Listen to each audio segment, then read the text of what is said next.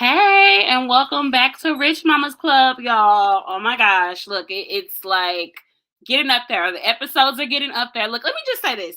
I had 30 moms to sign up to do interviews for this podcast, and I'm just so excited just to have these conversations, to have vulnerable, transparent, raw, real conversations about motherhood, business, balance, relationships, generational curses, all of the things, right? We just really want to get into all of those things. And I'm hoping that you find that this podcast is helping to meet a need, that maybe some things that you and your mama didn't talk about. Maybe some things that are just so taboo in your community to know what, like you're like, okay, dang, I found out after I had the baby about this, or I found out, whatever it might be. I'm hoping that you find your voice through this podcast, that you feel heard, that you feel seen, and that you get to connect with some of our guests, okay? So let me back up. If you don't know who I am, my name is Brittany Raji Alberty. I am the founder of Rich Mama's Club, and I'm your host here. And today's guest, y'all, I'm so excited because one, we've been friends online for a little bit of time, and we actually did an event together with our mutual friend. And I'm just so excited to be able to get to know her more, learn about her journey coming into business, her journey as a mother, and just really just like building relationship, because that's what this is about. I wanted to create this space because I have so many amazing conversations with people offline, and I'm like, man, this would be great if it was recorded, because I know someone else will find value in the conversation. So without further ado, welcome Miss Alison Hillman. Hey, Hey, Alison. girl. How are you? I am great. How are you today? I'm so good. I'm so good. Yes, look, you've been a busy bee. Like, we're literally both leaving events to hop on here, y'all. So look, we're gonna keep the energy flowing and going. But look, if we lag a little bit, just count it to the I fact walk in that the world with grace, and I hope others do too. come on. Take out your notes, all right? She is a person who's going to speak in parables today. So look, Allison, tell me, okay. Now I know we've met at an event once in person, and we are Facebook Mhm. friends. And I'm so glad that you signed up to be a guest and to do this interview. But we have not even had like this, um, Mm-mm. this moment. So this moment is gonna be live. So let's pretend like the camera not on. I'm just gonna be myself. Okay, I'm good with that. Tell me about you. Tell me about your background. Are you a native? Like, what's going on? I have been in St. Louis at almost 11. This is 11th year that I've been in St. Louis, and so we moved to St. Louis on purpose. My husband and I both. We didn't grow up in the same area. We didn't grow up together. We are lifelong Cardinals fans, and we were spending more money living in So our first year in St. Louis, we went to, I think it was 75 home games, and there's only 81. Mm. And we spent less money than we did going to 27 of them living in Tennessee with the travel. Mm. So we honeymooned here because we were broke as a joke. And the Braves were playing the Cardinals, and I'd never seen them play a bush. So I fell in love with the city as a small kid, and I said I was going to live in St. Louis one day. I don't remember that. And when we told our parents we were moving, my mom started crying, and she was like, another dream you made come true. Aww. So, cause she remembered. And, anyway, so that's our getting to St. Louis story. And then, so I'm the best girl of Jason Squared. Jason is my husband. Jace is my son. He's 4. Both of them are the light of my world. Jason is wicked smart, and the kind of smart I am not at all. He's an auditor for the city of St. Louis. I'm probably not supposed to say that. And Jace is the best versions of both of us. And I actually was at a conference today where we talked about what colors we were, and I am equal with a blue and an orange, and I am raising a golden orange. And it's so bizarre. What assessment is that? I don't remember the name of it, and I don't have my notebook right here, but I will. Okay. It was a game changer. So Jess Beeson taught on it, and I was like, oh. So I'll look that up, and I'll let you know. Yes. Color assessment. That's all I remember. I mean, what you learned of colors, because look, I'm an assessment queen. I love me a good assessment. Me too. But it's about communication. This Okay. assessment has to do with the communication. So, Love. Okay. So you moved here. You've been here 11 years. You are a diehard ball fan. So those of you who are watching and are not in the St. Louis region, we are a big baseball city. And so something we share in common. My mom and stepdad are big Cardinals fans. They got married in Cardinals gear. And they I watch love every that. single game. Yes, they watch every single game. So they are big baseball fans too. It's a little slow for me. I took my baby to her first game, and this is my husband and I's first game as a couple in a new stadium since it's been here. And I was like, Mm-hmm. yeah, it's not enough action for me. I want to see all the action. And my husband used to play football. So we both like, oh, okay, dang, is somebody going to hit the ball? But I love the environment. Yes. Nothing like a baseball game. It is nothing Nothing. like going in the stadium, getting your popcorn or hot dog or your beer, people yelling at you, you get the peanut. Mm-hmm. And the way that they have revamped the stadium, the newer stadium, Yes. all of the things that are downtown is just really such a treat. And Yeah. one thing, St. Louis, we got our differences, right? You got your good, bad, and your ugly, but people Yeah. come together over some baseball. Oh, you can literally, there is nothing like playoff season with an away game at a random bar in St. Louis. There's nothing like it. So strangers will hug and cheer and high five, and whoever you're sitting next to is your bestie for the next 9 innings. Yeah. So, anyway. I love it. I love it. So, okay, baseball fan, been here 11 years. How did you and your hubby meet? So I was a server and a bartender at a club in Nashville, Tennessee. That's where my first adult home. And a friend of ours was trying to date me unsuccessfully, and he brought my husband in to figure out why he couldn't get me to go on a real date with him. And then I started hanging. Girl. Okay. Not right away. We were friends for a year and a half. It didn't occur to me he was a guy. Like, he just became Jason, my friend. Mm-hmm. And I had a really bad breakup like a year and a half later. And he said, "Why do you keep dating these jerks?" And I said, "Well, you find me a good guy that I'm attracted to, and I'll go out with him." And he said, "What about me?" And I didn't talk. I literally went, "Huh." And I didn't say one word the rest of lunch. Wow. And he took me back to my apartment because he lived in Jackson, Tennessee. And he took me back to my apartment and texted me later and goes, "Huh, that's it?" And I was like, "When do you come back to Nashville?" And he said, "I'll be back in 2 weeks." And I said, "I'll have an answer for you then." Okay. We've been married it'll be 15 years in September. Wow. Okay. 15 years together. You were friends before then, and you have a 4-year-old. You know I got to get in your business. You had a baby like almost a decade after being together. What is that? So let me tell you. I didn't have a baby, Brittany. You didn't? Okay. I didn't have a baby. Gotcha. Okay. Well, let's talk about it. So in 2013, I've had very complicated medical history. In 2013, we had decided, so we had a very, very, very smart pastor that led us through premarital counseling. And one of the things that he had us do was create the pre-baby bucket list. And we had all these things we wanted to do before we had a kid. And so Hawaii was last thing on that list. And we went in 2013, and I went to the gynecologist because I knew things might be weird about that, because it's so funny. We're raised, don't have sex or you'll get pregnant. That's just how it works. And that's not how it works. More often than not, it's a little bit more complicated. And so found out I was going to have surgery after some tests and everything. And because she literally goes, "Okay, I'm going to be weird for a second. You're going to have to pack condoms in Hawaii because you cannot get pregnant before the surgery." Wow. And I'm like, "Okay." And so we got that taken care of and out of the way, and all of the things that went with that, and came back, and she goes, "I think I can get you pregnant, but I don't know." And she couldn't.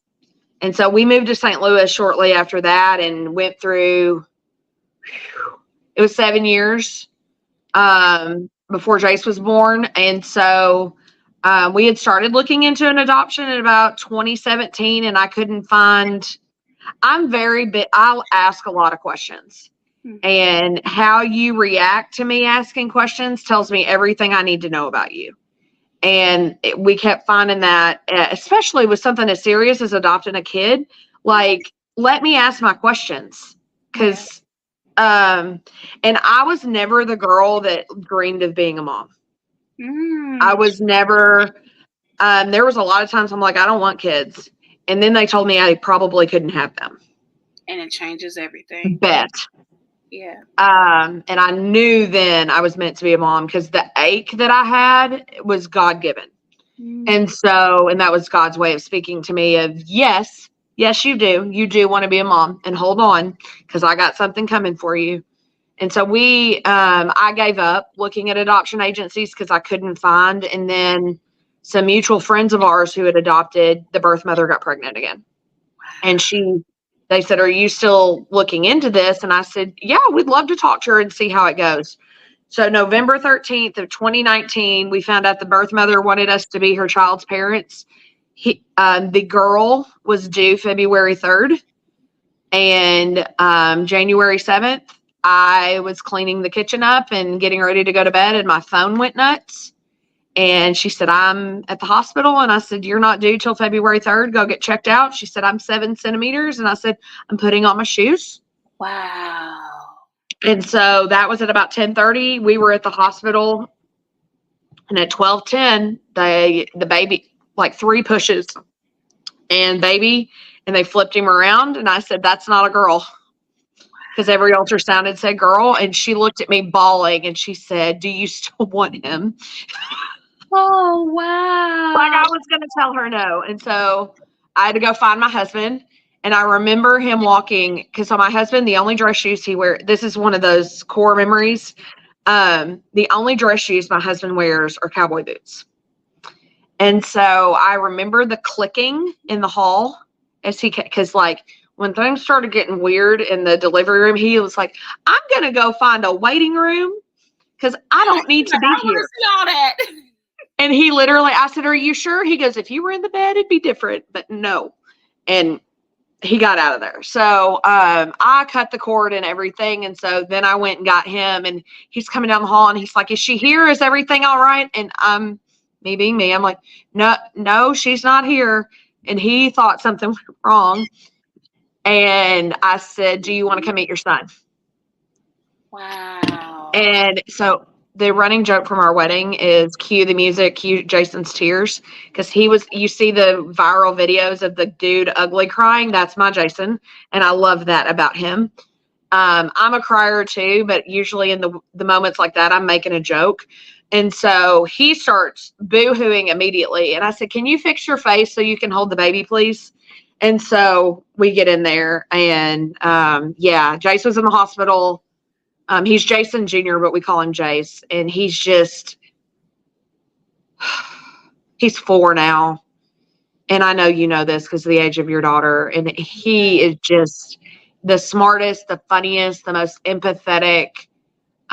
He is I love taking him to photo shoots because he'll literally say, we were at a photo shoot the other day and he stood there and the chick was kind of women react one of 2 ways getting their photo taken. They're very self-conscious, very weird, or they're just. They in it. Yeah. They're in it. I don't have to. And he literally goes, you need to stop it because you're beautiful. Oh. And I was like, my little assistant. And so I've said this before. He are the best parts of my husband and I. Now, he's not perfect, and he's 4. Yeah. Our age ain't no what is it? I tell you, gentle parenting's for gentle kids, and he tries my gangster every day. So, yeah, I say it too much with him. Try Jesus, not me. And I heard him tell someone that the other day, and I was like, maybe I need to stop saying that. Man, look, they repeat the darndest things, don't they? Oh my gosh. In the way they want to. I'm just like, so I love, thank you for even sharing this story with me, because I have several friends who have adopted children. Some of the Mm-hmm. stories with, either they couldn't conceive, or, whatever the case may have been, or, other things that have happened where the children didn't survive. And there are so many children now who are in foster care systems because the influx of children who are not being adopted. So Yeah. I do have like a real place in my heart for people that adopt children, especially because for whatever reason, a lot of people try to say like, oh, well, like there's nothing like, having a child, like there's a bond. But I believe that so many of us have maternal instincts outside of them being our biological children. Because I've been somebody's mama my whole life. I mean, to tell you, I've been somebody's Same. mama my whole life. I be bossing people around. I'm a nurturer, all the things, right? Like my mama I'm the is. mom of I've always been the mama of my friend group. Yep, the mama bear. Like instantly, like there's some people who are 100%. just the mama bear, right? And I'm just so grateful that women now, and not to say that it was before, but I think now I'm of age to understand, different parallels of life and how things work out and how they don't. I'm so happy that people are open to adopting and welcome that child. And it's their, it's all the things, right? And I'm really grateful for those children too, because Yeah. they get to experience love even if it's not from the person that gave birth to them. So it's so important. And then also for you, like, to trust God on another level, to like, okay, like, look, not to question, oh, like, I thought you were going to give me a child, like, like I think that is a real testament of faith too, when. Oh, don't. There's a lot of screaming and crying to God. 7 years is like, it's so ironic to me. And I go back to this. I'm a Jesus girl. I just cuss too much, and I've been really good about controlling my mouth with you. 7 is a big number in the Bible. Yeah. And it is not lost on me that we went 7 years not getting pregnant and asking a lot of, staying pregnant. I've had 3 miscarriages we know of. And because we stopped keeping track after that. And so, because I couldn't do it anymore. But like the narrative now so often drives me crazy. Even that some of the things that people have the audacity to say now in reference to the degree of my motherhood, like I'm any less his mother, because enter crappy excuse or reason here. And like, I think every time I explain this to somebody, you wouldn't get onto a diabetic because their body doesn't properly produce insulin. I have the most oddest shaped uterus that my gynecologist has ever seen, so I naturally can't get pregnant. I could do IVF if I wanted to, but that wasn't the journey God had for us. Yeah. We ended up finding that after Jace was born. Ironically, when we were trying to prevent getting pregnant because we were done. Because I had a pregnancy scare 2 months after Jace was born. I was like, because you hear the stories that adoptive parents get pregnant. I was like, I am not that statistic. Please, Lord, don't do that to me. Be careful what you pray for and how you ask for things. Anyway, so it just, Jace would have been in foster care had we not adopted him. And so everyone's like, oh, you saved his life. No, he saved ours. Because we went from very much, like, people don't understand. I went from very much not being a mom to 57 days later, him here. Like, because you think you were probably 7.5, almost 8 months pregnant when you found out you were having your daughter. And so that's a long time to prepare. 57 days is not a long time. And we thought we had another month. We thought we had 30 more days. I had 12 newborn diapers when he was born. Wow. 12. Wow. So anyway. How was that experience? Because like a lot of my friends, they are like aware of, like they went through a long adoption process. Some of them even paid into a system to make sure that the mom was taken care of. So my experience with my friends who have adopted is different, You know, they usually pay a lot of money, and it's a lot of different things, and it's a long process. And I've even had some devastating stories of like some of my friends, like the parents at the last minute decide that they don't want to, you know, release the child or sign Yeah. over the rights, which has just to see. I've seen like 2 friends go through that, and the devastation is just. I feel for We them. thought we were going to have that experience, and our social worker had to swoop in and save the day because I guess our birth mother forgot she wasn't going to be able to keep him. Like there wasn't really a choice, and I'm not going to go into that on here. Yeah. If you want to, I have a blog at takingashotatparenting.com if you want to go read that story, because we have a limited amount of time on here. Yeah. But and I tell our whole, it's a 3-part birth story. But the reason, and I said this in my talk at the conference this weekend, the reason we didn't become parents 7 years ago is there was an Instacart Target drive up and we did not have our tribe. I know that to be fact because God knew that, especially because Jace was born 2 months before the world shut down. So, and we were adopting, which meant we had to be extra cautious because our judge said if he got COVID, he would add home study visits on. And for those of you that don't know, those can be up to $500 a piece for someone to come to my house. And so I'm sorry, I'm a brand strategist and a photographer for a living. That's, depending on what I'm doing, that's a couple clients. Yeah. So, for a visit. So, but I remember starting to make the, hey, the baby's here phone calls at 6:00 in the morning because I didn't call at midnight. Which I'm grateful for because normally I would have started, but something in my brain told me to just Jason went home at 3:00 in the morning, went to work the next day. So, I just held my baby because at first they let me have skin to skin about 20 minutes after he was born, and I ripped my shirt off like a hussy on prom night. Like, you didn't have to tell me twice. But I remember starting to make the phone calls, and I called one of my best friends, Deanna Lay. For those of you in the networking world, you know that name. And I called her and I said, so she's like, why are you up? Or she goes, or did you not go to bed? And I was like, well, technically I didn't go to bed. I have a son. She goes, oh, wait, what? He's not supposed to be here. A son? You're supposed to have a daughter. And so one of my other friends jokes that I'm a planner. My plans have plans and my plans have backup plans. And I wouldn't let anybody buy anything for us, even after, because we announced at Friendsgiving to all of our friends that weekend after the birth mother picked us that, hey, we're having a baby, just so y'all know. Because we were very much not parents. And then Deanna, I said, she goes, what are you going to do? What do you need? And I said, you've been to my house? We don't have the room ready. And it was like word vomit. And so she told me to screenshot her. She's like, I know you already have a target list started. And so she asked me to send the screenshot of my target list.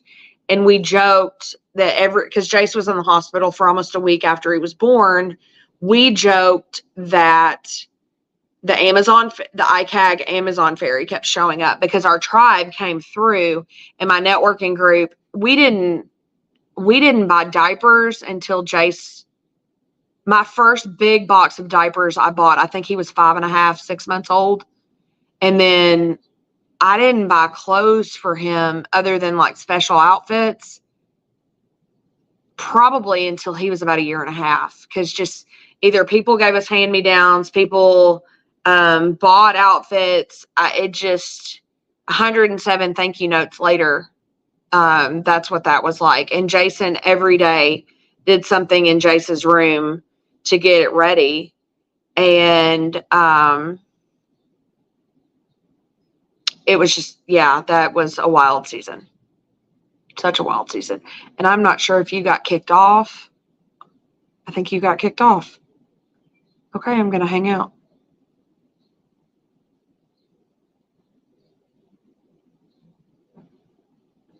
Uh-oh.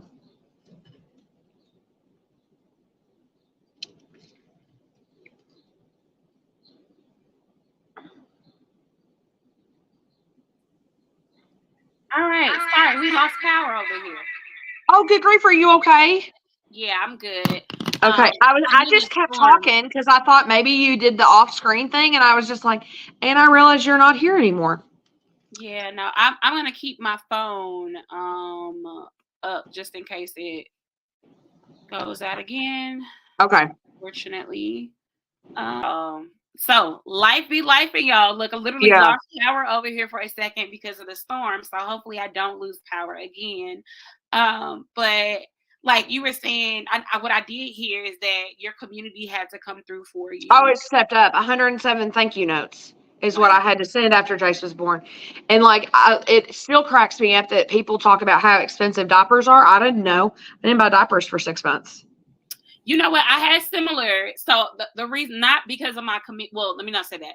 I have an amazing community. If y'all watching this, you know y'all down. We down for life. I had amazing meal training and everything, but I had to also lean into program support. So I went through this program called Parent University, and because I was going through all the classes, I just did not want to get this wrong as a mama. Right? They gave me. I had.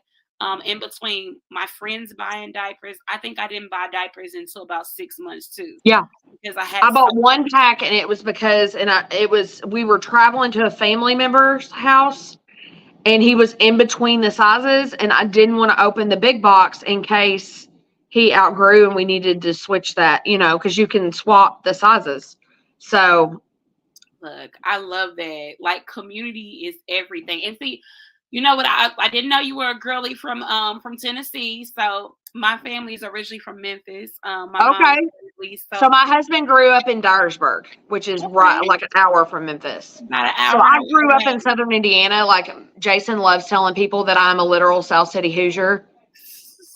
But if you're from St. Louis, you only get that. But yeah, Tennessee. I was born in Nashville, but I don't remember living there as a kid. So yeah.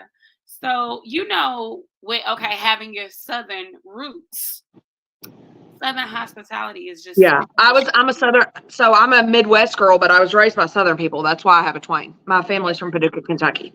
So love it. But they stick together differently. Like, if you don't have friends, like if you don't have a tight community, a lot of moms, which is why I wanted to start this podcast, they don't know about these kind of conversations, or that they see, hey, these beautiful family photos. Like, I didn't know you were adopted, mom. Like, we're like literally getting to know each other in real time. But people see all of the things that they see online, and they don't know the struggles behind it, right? They don't know 7 years, 3 miscarriages. They don't know all of these things. No. Right? And of course, like, because we in a culture too where you don't want to like tell all of your business because you don't want to cast your pearls among swine. Some people might not be in an emotionally available place to receive your testimony. And my mom will watch this, and she's like, I just don't understand how you can tell your business.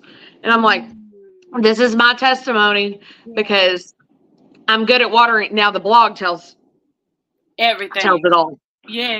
Well, almost. There's a couple of things, because some of Jace's business doesn't need to be on the interwebs. He'll get to know certain things when it's his time. But it breaks my heart, because I come across it all the time, and I know it's God sending me these people, that these women that know they're meant to be mamas, but they don't know when it's going to be their time. And it hurts, because there's a definition of womanhood in motherhood, because that's like it's biblical for us to be mamas. And you know what? It's also biblical that you don't have to be. And so, because there were different roles in the community, if you're saying, no, it's biblical, you're supposed to be a mom. No, you need to dive a little deeper. Because no, not everybody was. And so it just, grasping that, and I don't know. It just, I love walking beside those women and praying with them, because it's a hard season. I mean, I had a lady at church that told me once, because she had asked me, she said, how long have you been married? And still no babies, huh? And I said, not yet. And she didn't mean it in a nosy way. Yeah, but she's like, you know what, babe? She goes, you know what, babe? Even if there isn't a door, praise him in the hall. And so I'm really good at praising him in the hall, because I've been in business and motherhood and wifiness, all of it. I've spent a lot of time in the hall. Wow. So yeah. I'm just I feel privileged every time I do like an episode now. I feel like I'm getting poured into, because I'm usually the person, like, you're one. We didn't even talk about business, y'all. I'm gonna get into her business just a little bit. But as a brand strategist, when you're like talking to people, when you're counseling them, you really are. I feel like every business owner is a little bit of life coach, right? Because there's things we got to get through. I pour out a lot, like from speaking, training. So you and I both do brand strategy, just different. I do the brand messaging side. And somebody asked me the other day that I keep the Kleenexes in my car, because I will literally carry a box of Kleenex in at different points if I know we're talking about things.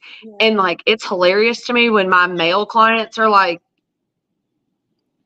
"You got allergies today? You all right?" I'm like, "I'm fine." Why do you have Kleenex?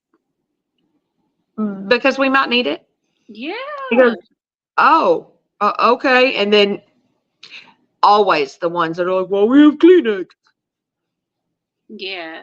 And that's because, again, emotional safety is not something a lot of people are privy to, right? And when you are holding this space, especially like as a woman, as a wife, as someone who's naturally nurturing, you end up being their life coach. You end up being their mama in some situation. You end up being the person that pours into them.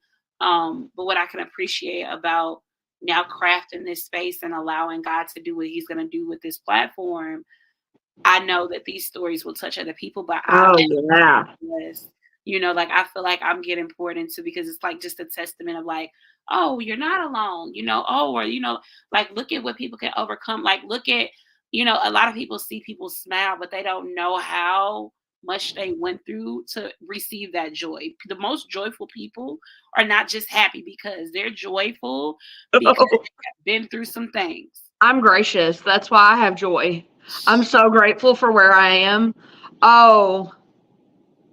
And I know so many business owners are that way, because business is so personal. And so all of us small business owners have a story, and we've been through the crap. And and if you haven't, if you're like, "Well, I haven't been doing," well, buckle up, buttercup, because that means your time's coming. It's coming soon. And you just never know, like, life will take your breath out of you sometimes. And then, oh, okay, I'm still here. Okay, I got to get up and I got to keep moving.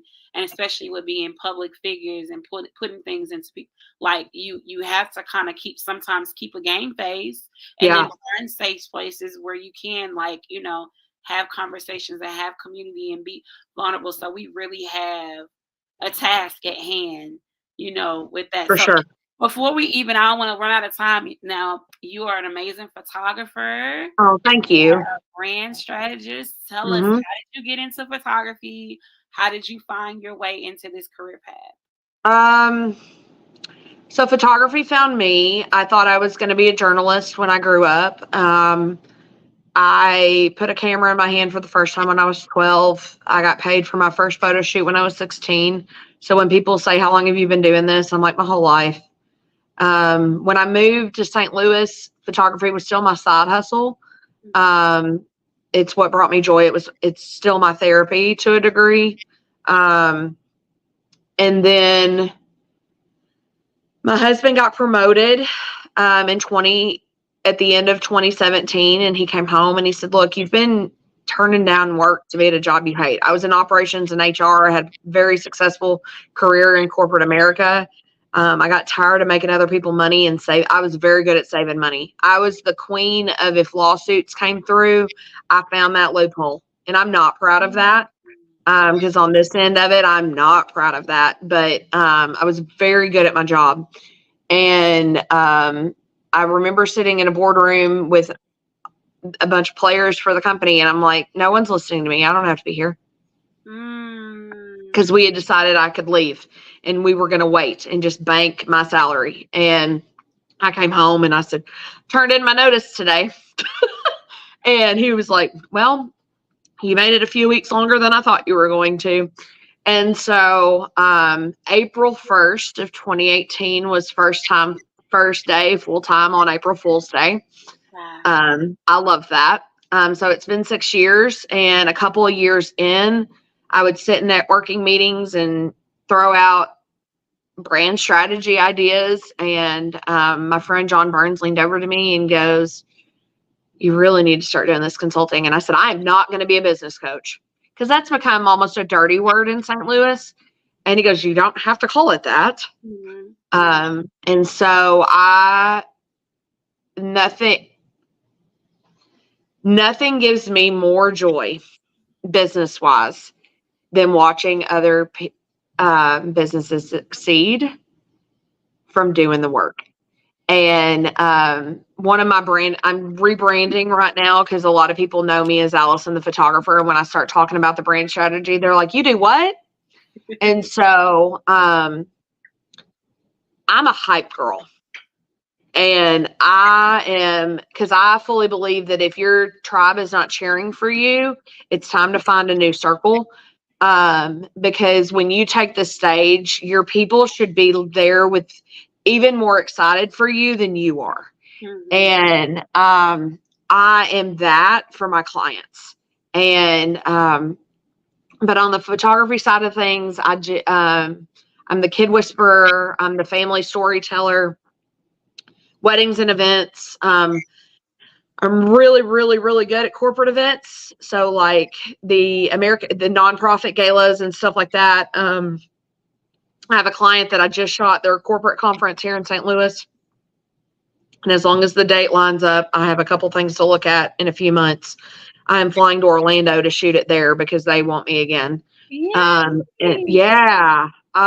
was a big deal. That was one of the biggest projects that I've had in a long time.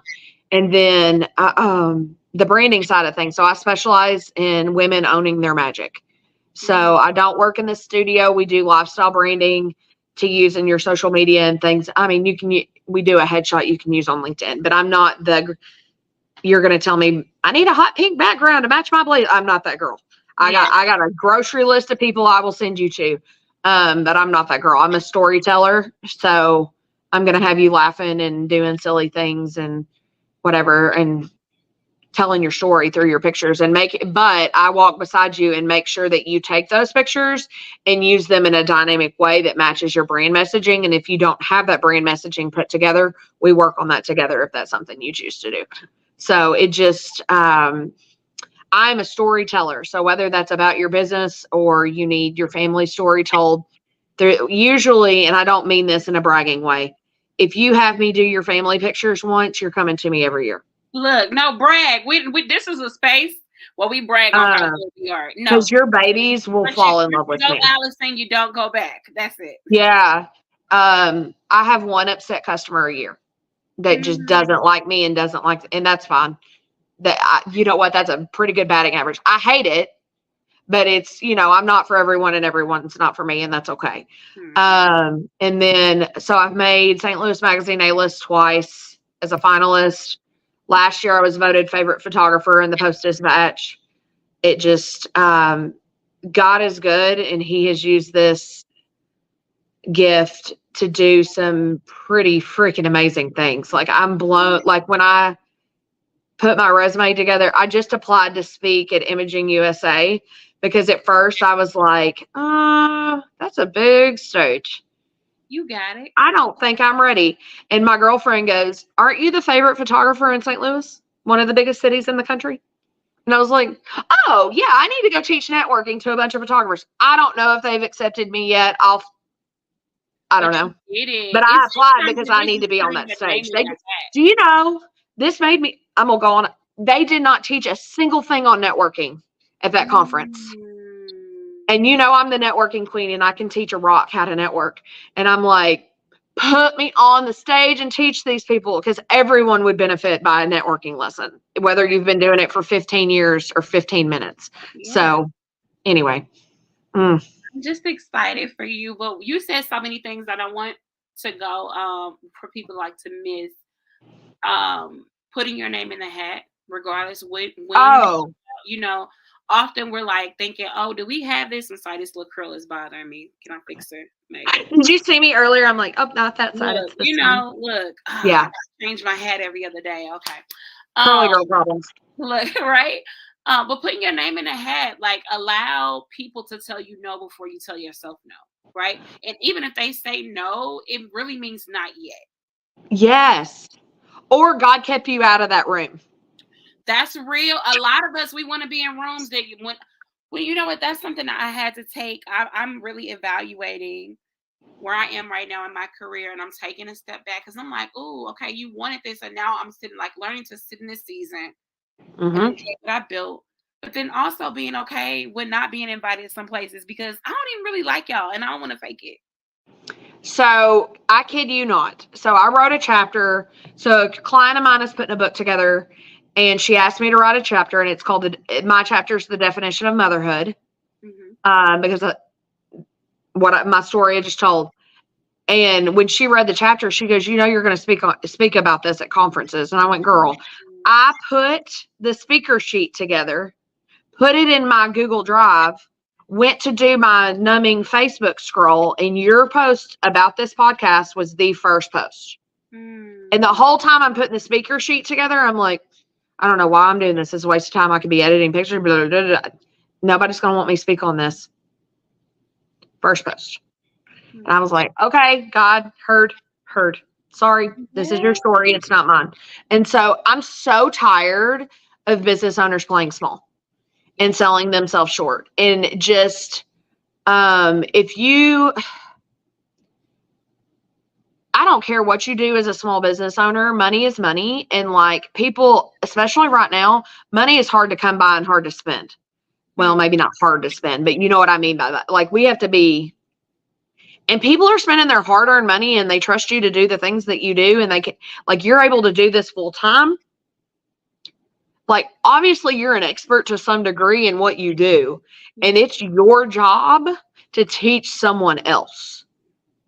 That's our literal job. And if you're like, well, I'm not going to teach that. This isn't about competition.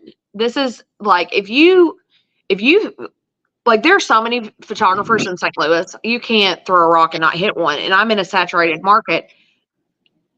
And I may have been voted St. Louis Magazine, Am I the best in St. Louis? I think so. You should. But that yes. I'm the best at what I do for family. But like there are other photographers that like John Kadori, in my opinion, no one touches his studio work. I could just go, you could name something in photography and I'm like, oh, well then you need to call so-and-so. And I'm not afraid of that because they're not my competition, because there's enough of this to go around and I learn from them. And you and I are the same. Like when you're like, I don't want to be there. I don't like you because I play well in the sandbox. Tolerate me. There's something about people tolerating you and just like, oh, you're here because we don't want to like not have you in the room, because people like to keep their enemies closer. And I'm not that girl. Like if you don't mess with me, it's cool. I'll be cute. I'll wait.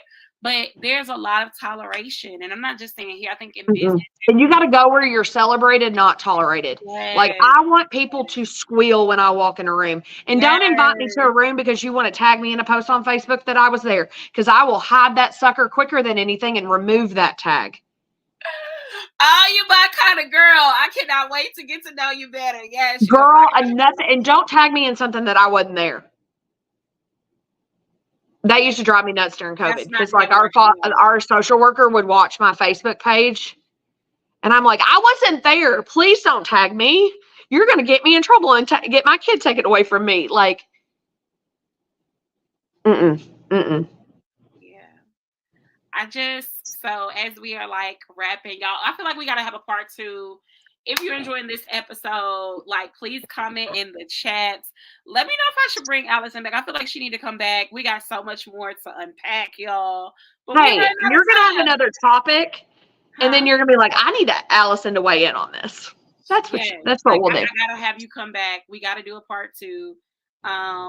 What's been like a parenting hack that has been successful for you as you're closing? Like, what's something that you know, hey, this has been successful for me when I'm looking at behavior modification and just crafting a good human.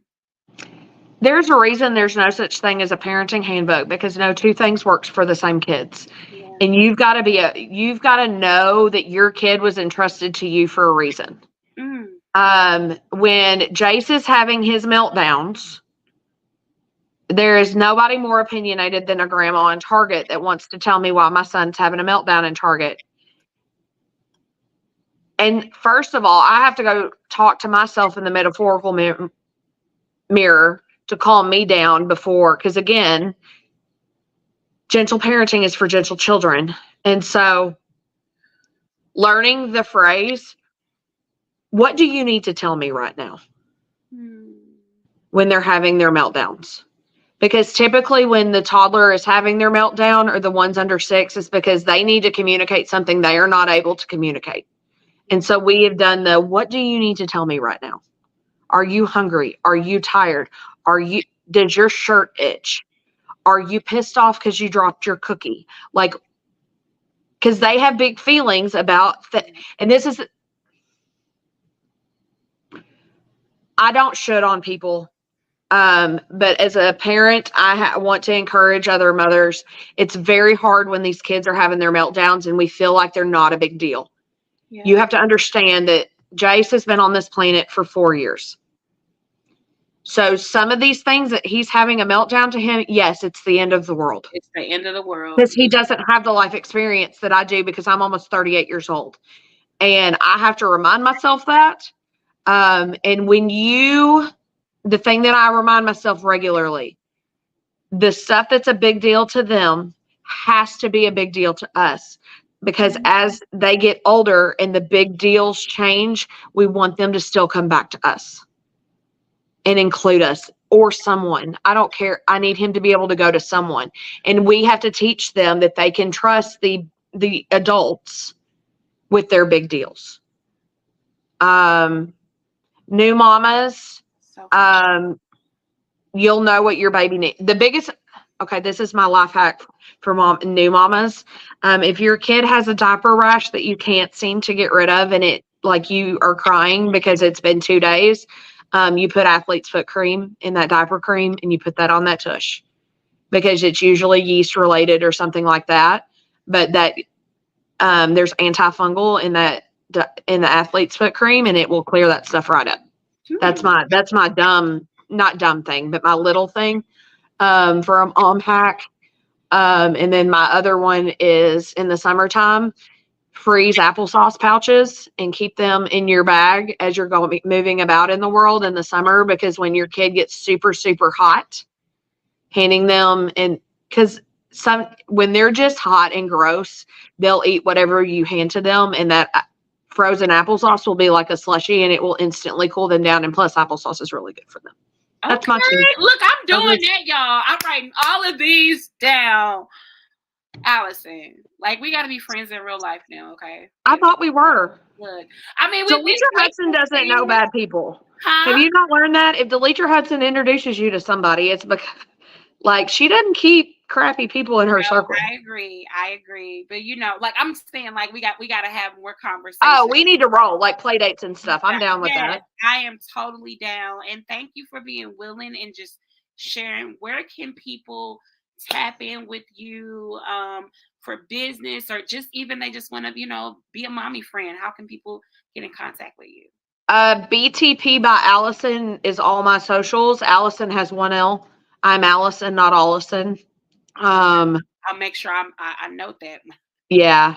That's one of my pet peeves. I had people spell Brittany wrong too. So look, I know. I'm intentional on that. I'm not sure what your name is, you become Darlin or Doll, because I'm not misspelling your name, because it's important to me. Yes.